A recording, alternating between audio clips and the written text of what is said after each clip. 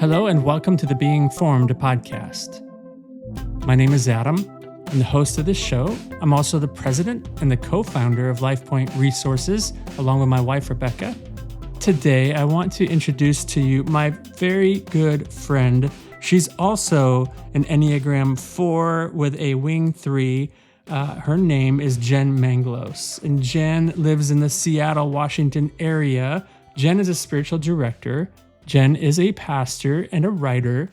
She's also a pilgrimage guide, and that's what we're going to talk about today. She has a Master's of Arts in Spiritual Formation and Soul Care from the Institute for Spiritual Formation at Talbot School of Theology. Jen leads relationally, and that's something I'm very grateful for. Let's have a conversation with Jen Manglos.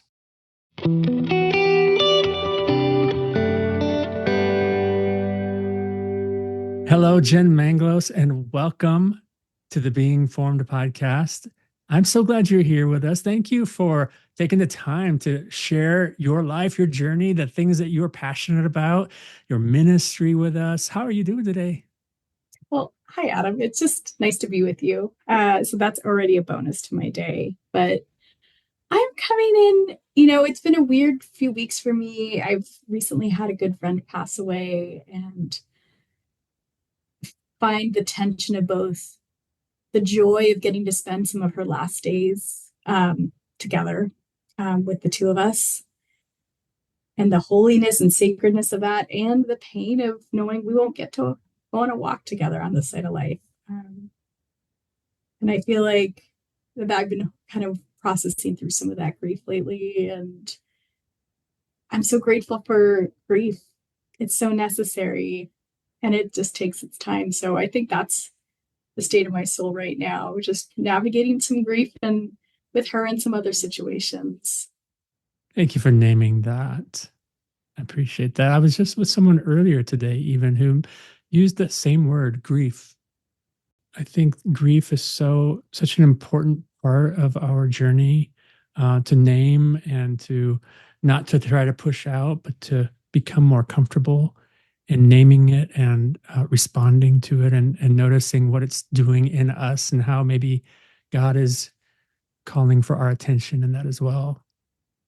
Yeah, it's, I think I grew up not knowing how to navigate grief. And so learning how to, as I've gotten older, has really served me well, just to know that, oh, it's actually something we can move through. We don't have to avoid. But yeah, definitely a gift. I'm sorry for your loss. Thank you. So I don't know if you feel this as a spiritual director, but I find that in these moments, it really makes me value this kind of work we get to do, because it invites people to go there with God. Mm-hmm. And it's so, I see all around me how needed this is, even on the days when we're not feeling all the things, but it's so necessary. There is a spaciousness that if we could open up to that invitation, I think, from God to just kind of rest a bit, be still. I think Psalm 46, be still and give space for our souls and our beings to kind of know God is God. God is with us. There's just this movement I'm sensing toward more spaciousness. Everybody's longing for that. Mm-hmm. Almost like a return to remember what happened when COVID first kind of shut everything down? Yeah. And while everybody's kind of scrambling to try to figure out what does this mean, there was also this almost pervasive sense of, wow, what does it look like to just slow down, reprioritize, look at the people who we're with, pay attention to the moment that we're actually in. Everything we were doing, it felt like an invitation to be. Yeah. I wonder if there's something of what God is doing right now in our midst that feels similar to that, without the mandatory everything else. But, is God up to something here? Is there an invitation here that we ought to be paying attention to? So we're going to talk about some of that today, because I think this idea of spaciousness lends well into the conversation we're going to dive into around pilgrimage. Yeah. Yeah. Before we go there, though, I'm wondering if you'd be willing to share with us kind of what makes you thankful as you think back on the journey with Jesus? That's a really good question. I think at this stage of life, I found myself really grateful for the ways in which my life didn't go as I expected it to. Mm. I say this and I'm kind of laughing because today I'm getting over a stomach bug. And that was very unexpected. But there's been even an invitation not to slow down. But as I look at kind of the longer journey through adulthood, there really has been this sense of I was ready to live a really small life, a really safe life. And yet the invitations God kept offering to me were the opposite of that and actually spoke to the hidden desires I held in my heart over what kind of life I wanted to live with God and with my neighbors. And so I grew up in Southern California. I am not a beach girl because I'm pale and redheaded. And so I was avoiding the sun as much as I could. Um, Never quite felt like I fit in there, but it had a great family situation. We also had our ish, as all families do. But they are still so dear to me to this day. And I had two really supportive parents who, as they started to say yes to certain invitations of God, just said yes with me and just encouraged me in that. So following college, I ended up spending a year living overseas in the UK, interning for a church, and thought I was going because I was going to start a program back at my home church community, and that didn't end up happening. And came home, and my life kind of blew up with some family situations. And I ended up going back to school for a graduate program in spiritual formation and soul care. And I wasn't even interested in it at all. I hated silence and solitude. I just was like, that's great for quiet people. That's not me. I think I pretty much just told Jesus that directly. And which I just think is funny because I'm sure God was laughing at the moment going, if only you knew. But I ended up in this program because I realized I was probably going through a faith deconstruction, but this was prior to the time where that faith phrase was being used.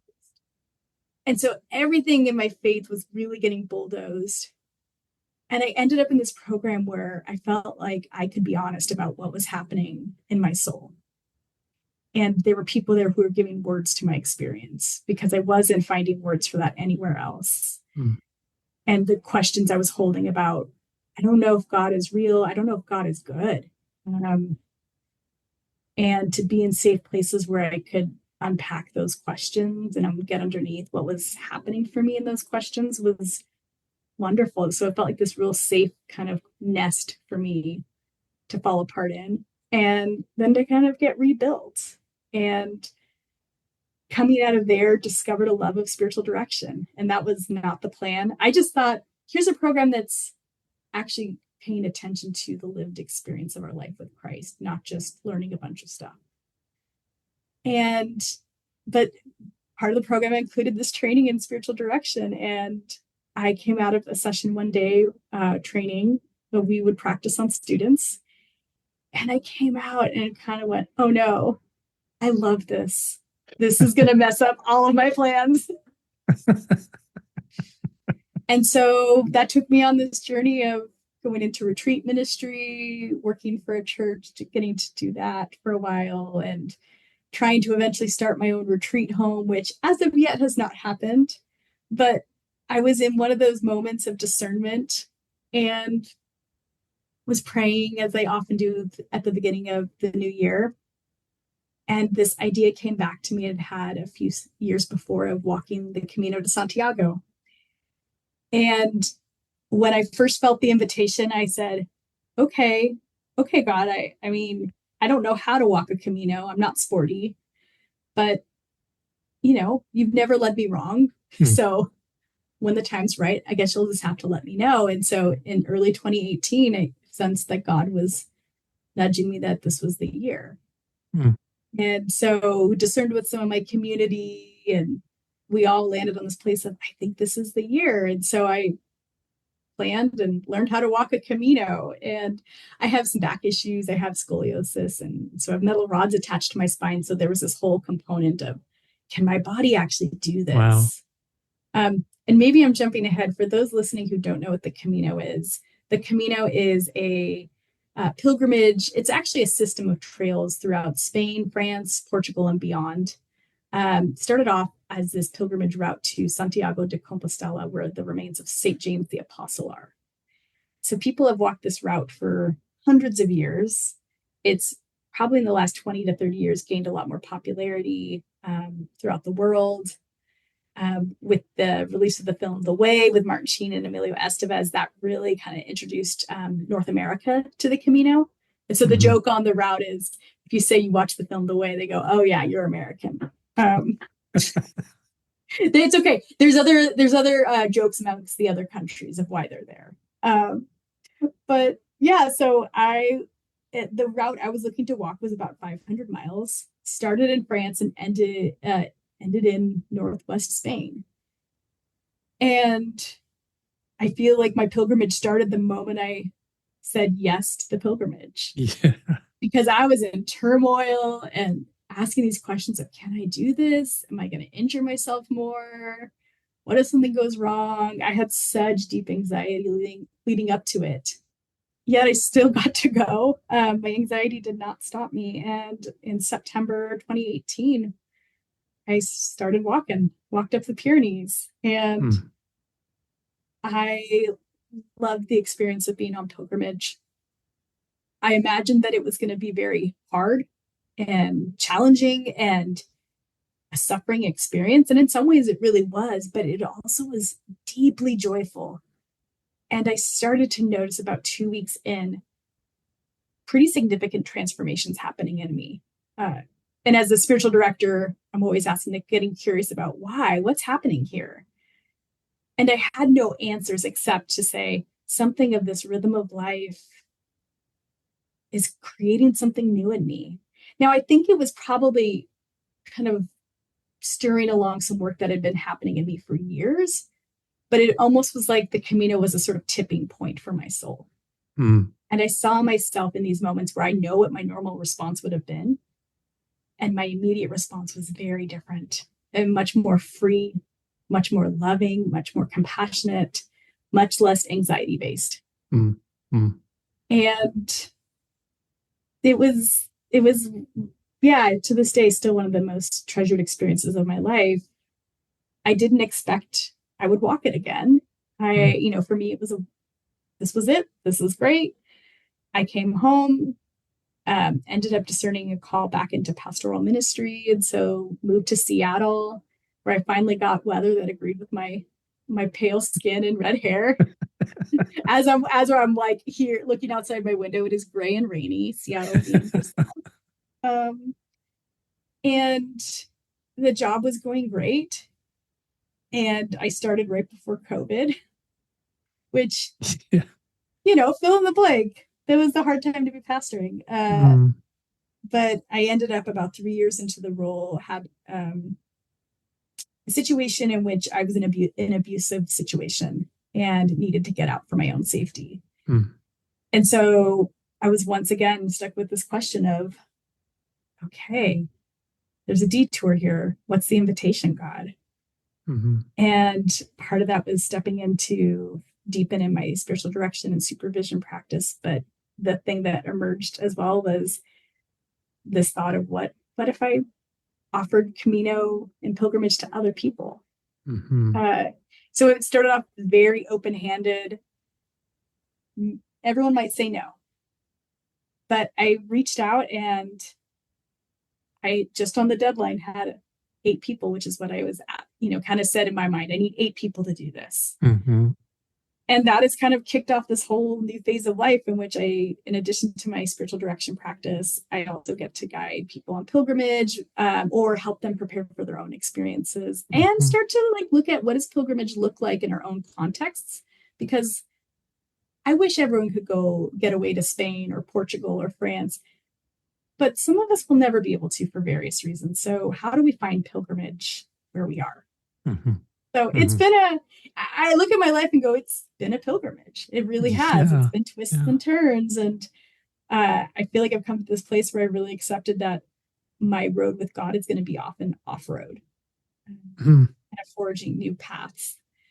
Uh, and that has been kind of comforting because as much as I kept trying to keep myself on the path everyone else was going, I'd always find myself off on the side eventually. So now I'm just leaning into it, and it's beautiful work. It's challenging work. Uh, you might get bed bugs, and yet it's so beautiful to see people see whatever's going to happen for a person on pilgrimage transpire. Like I get to bear witness to that and just kind of support them as they discover what it is God is up to. Mm. You do some writing and you have a website. Your website is jenmanglos.com. Yes. And I was just noticing that you were writing in the mid-October of this year on, the 6-year anniversary of your Camino experience you just shared with us. You say in your article that word pilgrimage evokes many vivid thoughts and images. I'm curious, like what you're thinking of when you think of that, like what kind of images. But you go on to say, more than taking a long walk, it is an outward mirroring of the inward transformative movement with God, circling deeper and deeper to discover our truest self. That sentence is pure gold. And I'd love to have you just have a chance to maybe unpack that a bit more with us. Yeah. It's funny, this definition has been developing for me over a couple years. Probably a big piece of it in the circle movement, especially, was reading Cindy Lee's book, Our Unforming, which Yes. I just think is one of the best books I've read on spiritual formation in a really long time. Mm-hmm. But really offering a different way of looking at our spiritual development. I really more and more subscribe to this the place of growth and development in our spiritual lives isn't about moving away from who we are, Mm-hmm. but is actually about moving inward Mm-hmm. with God to our truest selves.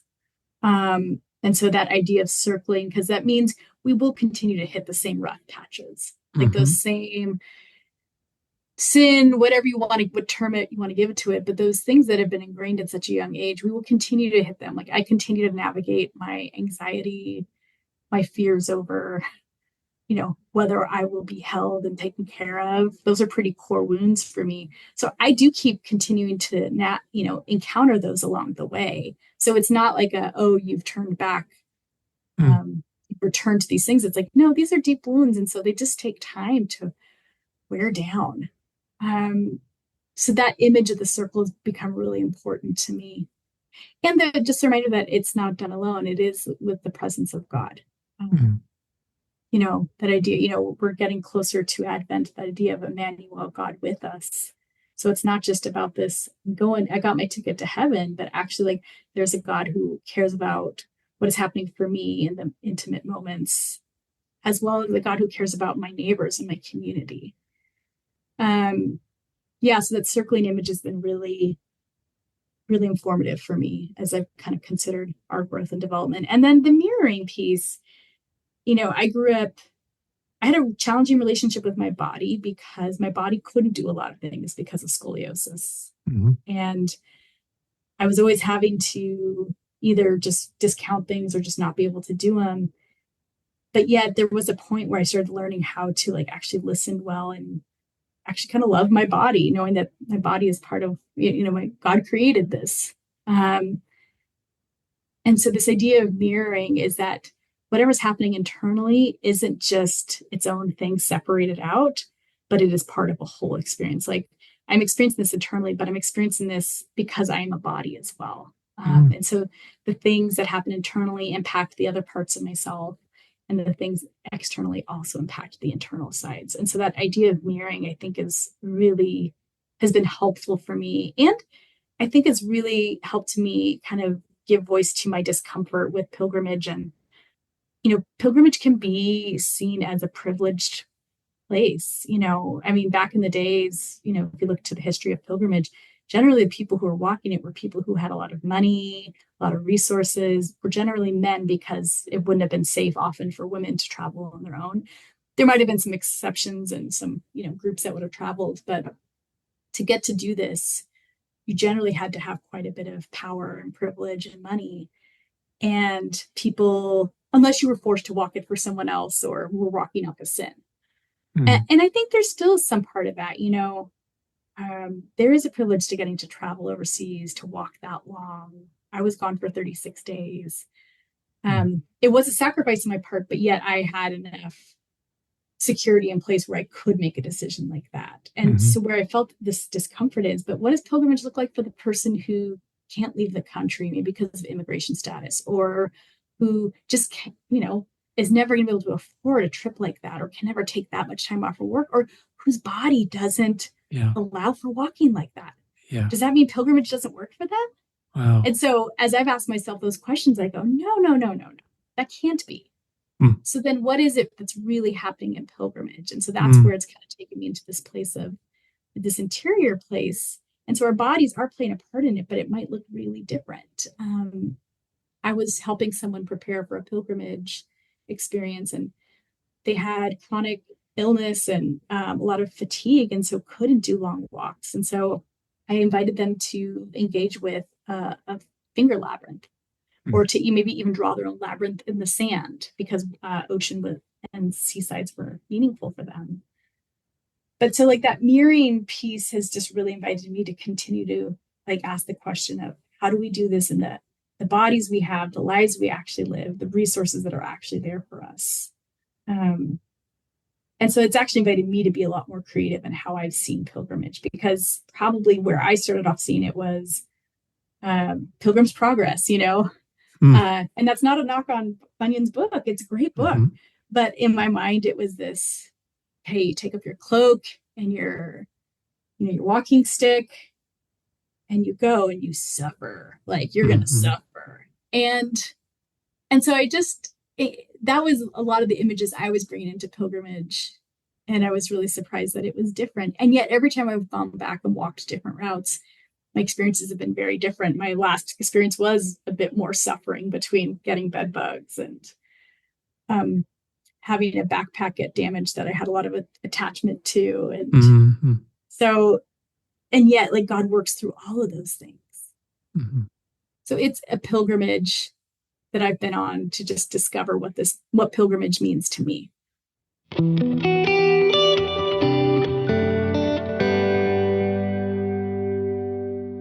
What's it like to feel like there's a curtain dropping almost, and you're able to see things more clearly?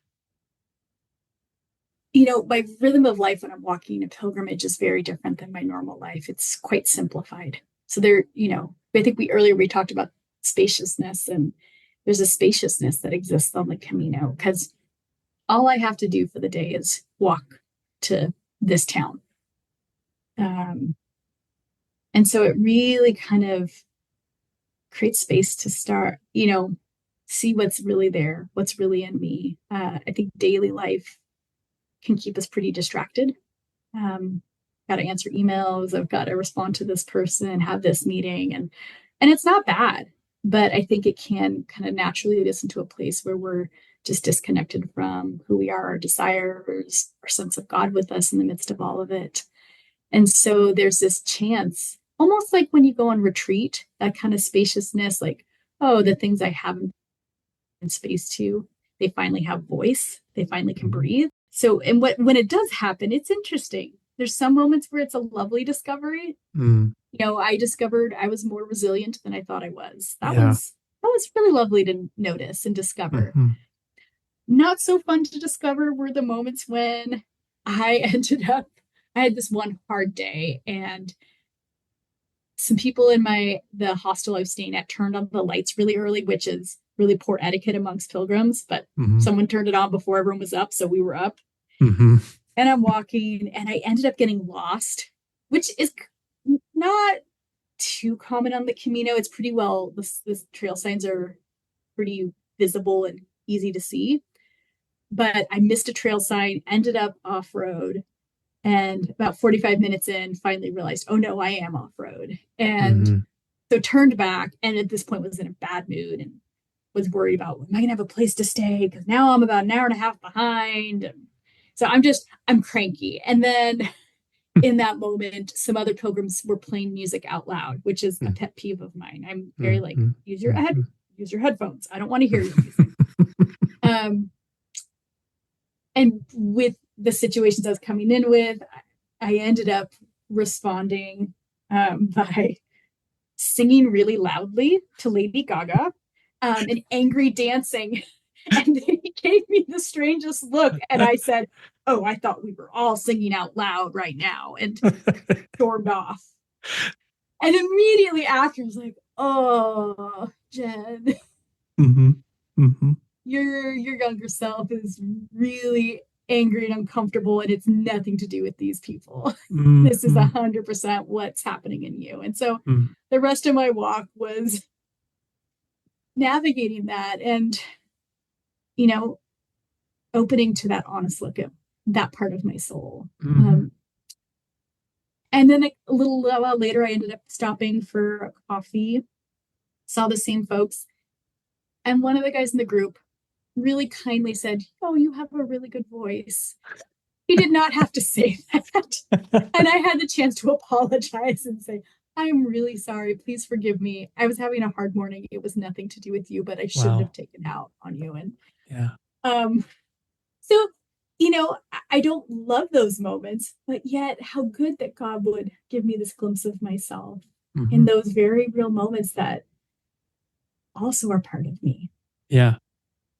Is it helpful to do more with that?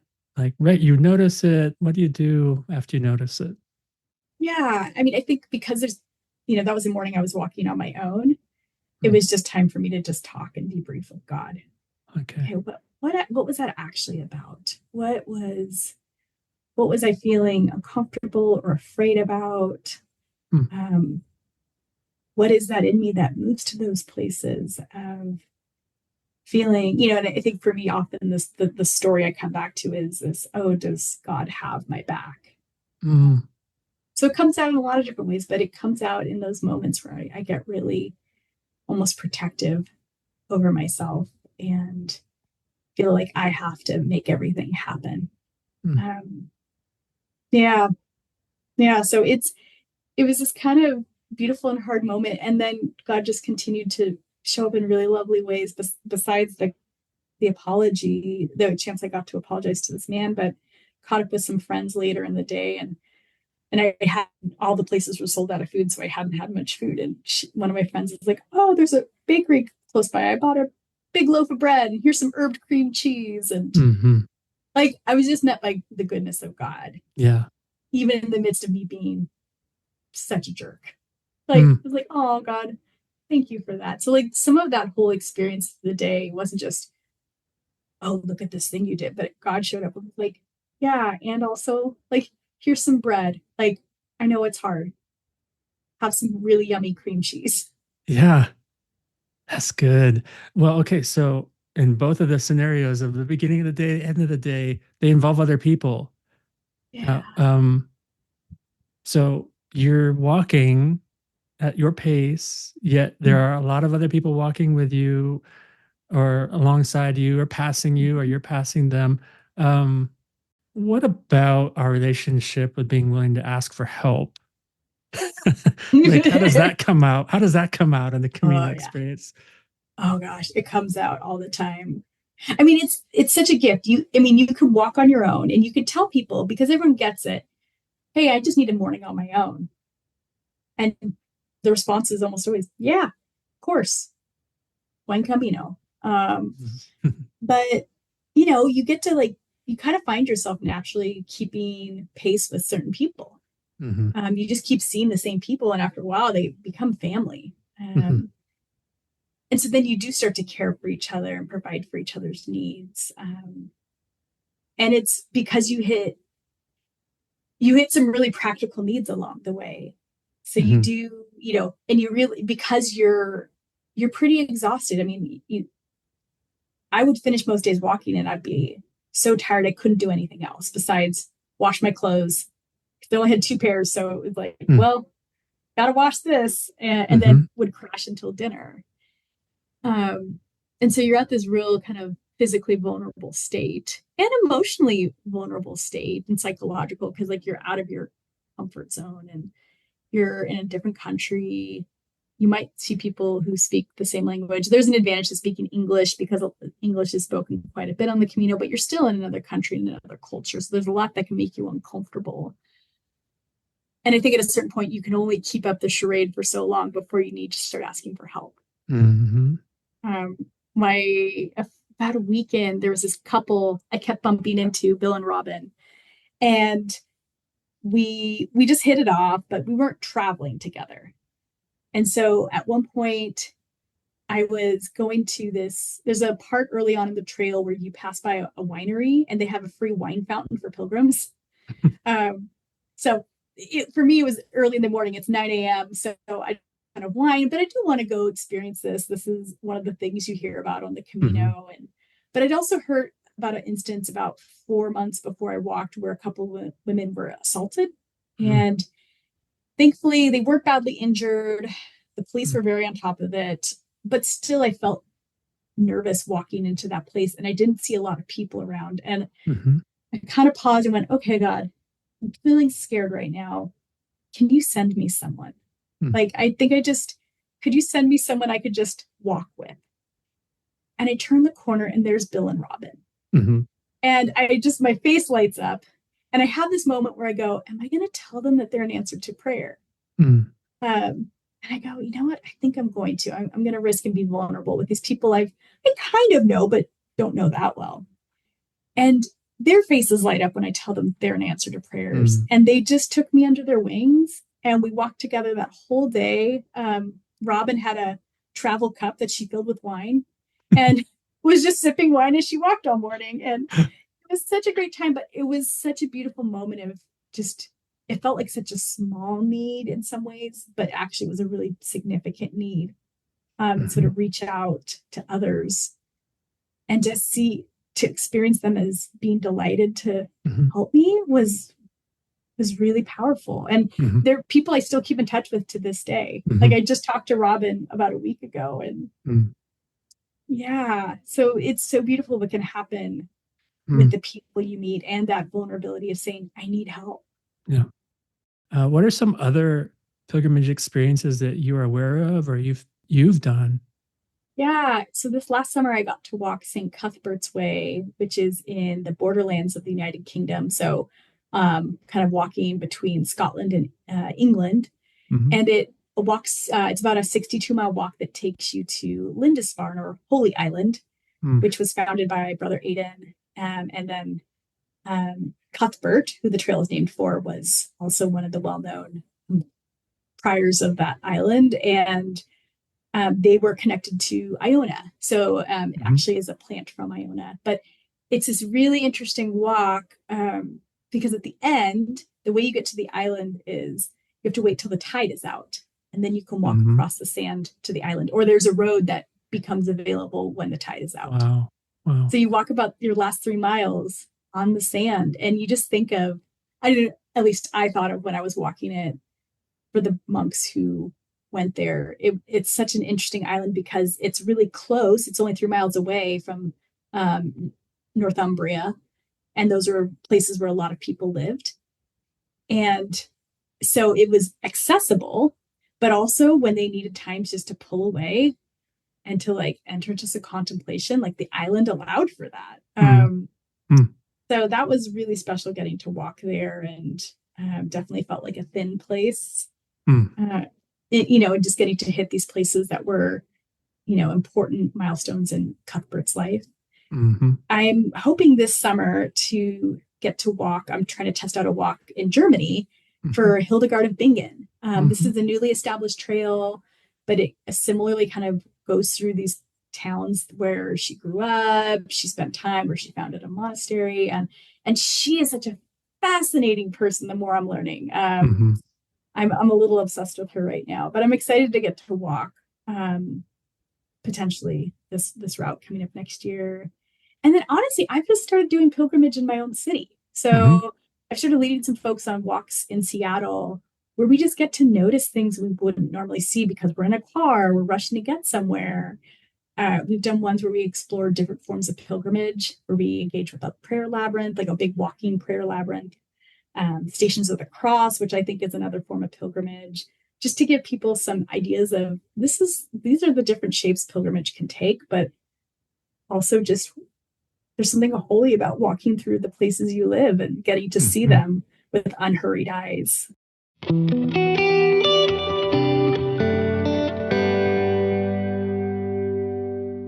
Now, someone might be listening going, 500 miles? Are you kidding me? Like, is there any other alternative? Yes. Help us out here, Jen.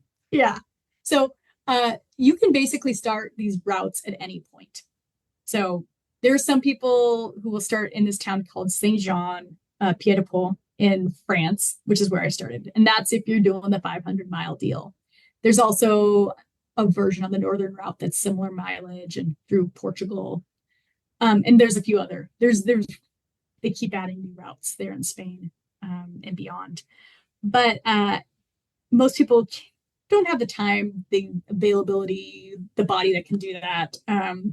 I didn't know if I had the body that can do that, but no, so the people can start at any point. So that's when I take groups on pilgrimage, we do about 62 to 70 miles. So we walk enough to get a certificate if that's important for someone. But it does give you enough of an experience on pilgrimage. I will say it is obviously different than a longer experience, but I do think God can work in whatever confines we're working in. And so this last summer, I was leading a group and these two women started having this conversation. And it was so beautiful what emerged because the woman was asking a question about this concept about from the Holy of Holies and was asking either of us if we knew what that meant, the mercy seat. And I didn't know really much about it. And the other woman goes, oh, I just heard a sermon on this. And she kind of gives this explanation. And the other woman goes, that's exactly what I needed to hear. And it was like the thing that she was waiting for. And I just got to watch that happen. And it was kind of amazing. It was like the tipping point for her. And this was on a 62-mile pilgrimage. It was pretty significant, and it was really beautiful to get to watch that happen. So I do find that, even if we're only walking a few days, even for a few hours, God can still show up in really significant ways. And God can also show up in ways we didn't expect or can be quieter than we expect. That's part of the piece of pilgrimage. We don't control the outcome. Wow. We just show up. Yeah. And we open our hands and see how God will meet us. Yeah. Yeah. So you guide trips in the Camino and also in the borderlands and United Kingdom, it sounds like. So I want to make sure people have a chance to hear about what you have coming up and how to connect with your ministry. But like, for example, how long would it take a group to walk 62 miles? Yeah, we usually take about 7 to 8 days. I include a couple of days at the end to do some debriefing together because actually returning from pilgrimage can be pretty challenging. And so I give us some space almost to retreat together, to start to unpack what our experience has been, and to give them some tools for coming home of like, how do you continue to bring this experience back to your actual life rather than just leaving it here in Spain. So yeah, we're anywhere from around usually 7 to 9 days. I'm doing one experience for female pastors where we're taking a few extra days because we're also giving space to talk about our experiences pastoring as women. But yeah, most of the trips are in that time range, which is nice for those of us in the US who only have a couple of weeks of vacation. You can kind of make the trip work within there, but you can also, if you have a little extra time, some people have walked extra portions of it before or after we walked, or just taking the time to explore some of the beautiful countries locally. But yeah, so the trips I'm offering next year, like I mentioned, there's a trip for female pastors in June. There is a trip to St. Cuthbert's Way in September, early September. And then there's a trip on the Camino de Santiago on the Portuguese route in the second half of September. And I'm also offering a trip with Nuos Formation, an organization I partner with, and I'm on their faculty for spiritual direction training. And we're doing a group for the New Oath community, but welcome folks to come join us for that trip. That will be early June 2025. Okay.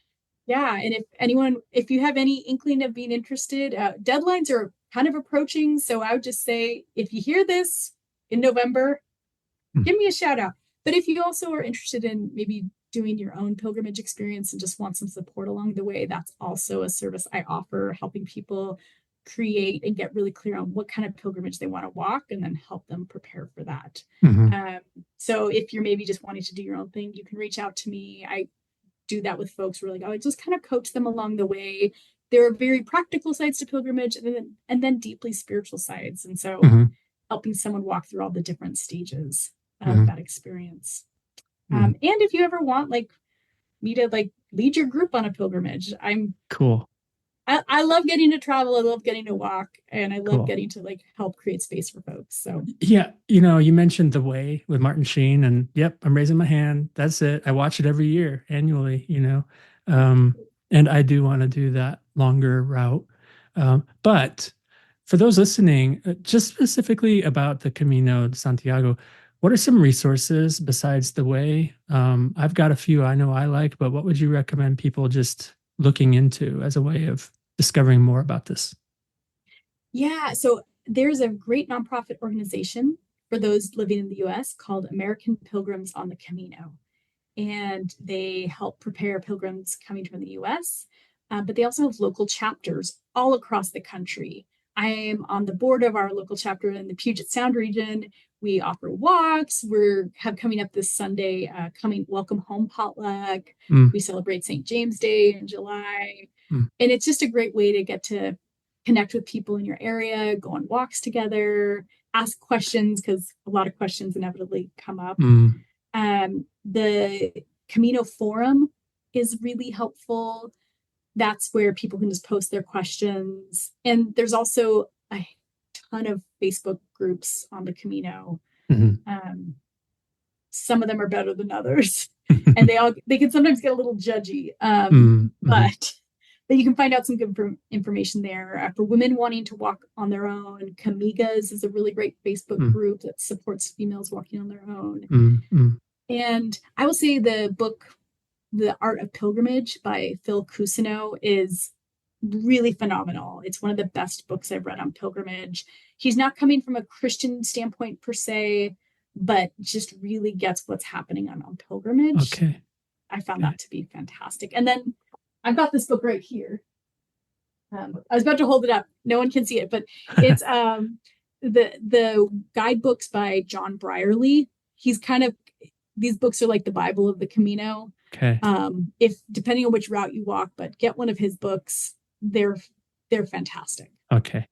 We'll try to put links to both of those resources that you mentioned, those books especially. Well, thank you so much, Jen, for being with us and for sharing about your experience on the pilgrimage journey, as well as just what the power of pilgrimage can be for all of us. And I hope that people will hear a word like spaciousness and actually think about that, even if they're listening to this around the Advent season. Oh, talk about a time where we could fill up our lives with more and more and more and get through the end of it exhausted and wishing we had made a bit more space. So may that be for all of us a desire that we can name and then actually live into, making space for God.